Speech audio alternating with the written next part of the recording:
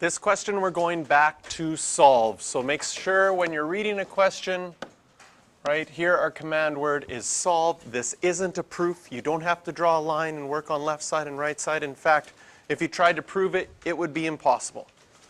So we have a solve question, and for this solving question, we've got cos x and sine squared. We saw these on our quiz. We've done these before. We can't solve this yet because we have two different trig functions in our equation. So one of the things that we're going to want to do when solving these equations is try to get everything with the same trig function. So I can do that by writing things out, and instead of writing sine squared, I can write 1 minus cos squared. And after the amount of proofs that you've done, you're probably more comfortable doing that than you were the first time we saw this question. Now that substitution of sine squared is 1 minus cos squared, I wouldn't say it's quite common sense for you yet, but by the end of this unit and the end of the year, it's going to be one of those things where you're like, yeah, I think I knew that my whole life, that sine squared was 1 minus cos squared. And no, you just learned it this year, but it will feel kind of like common sense to you by the end of this year. Now that we've done that, we can distribute. So we have 3 minus 3 cos x minus 2 plus 2 cos squared x equals 0. I'll combine my like terms. This is a quadratic equation, so I'm going to rewrite it with the cos squared first. 3 minus 2 will be plus 1 equals 0. So maybe it's quadratic. Maybe we can factor this to solve. Maybe we have to use the quadratic formula. So to check if we can factor it,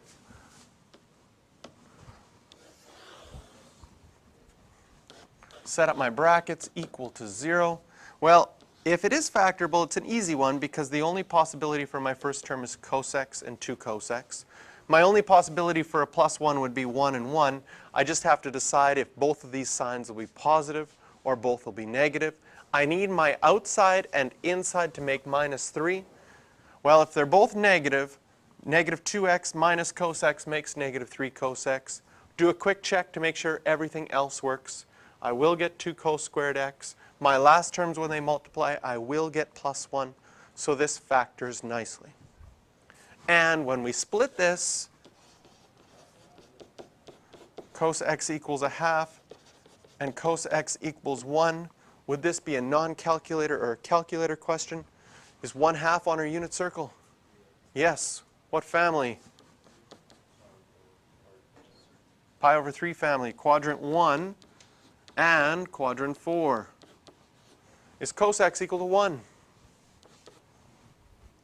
Yes. At 0 and 2 pi.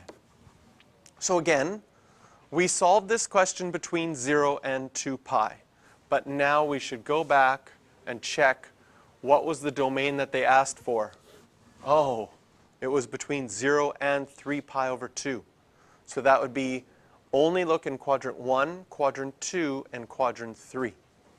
Do we have any answers that are outside of that? Yes. We'll have to take out 2 pi for sure. And 5 pi over 3 was in quadrant 4. So we'll have to omit that one as well. So we'll always solve between 0 and 2 pi first, because that's what we're used to.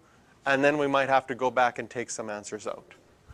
Did it ask for a general solution in part B? No, just that domain. So we've solved it completely. Question for practice from your textbook is number 10.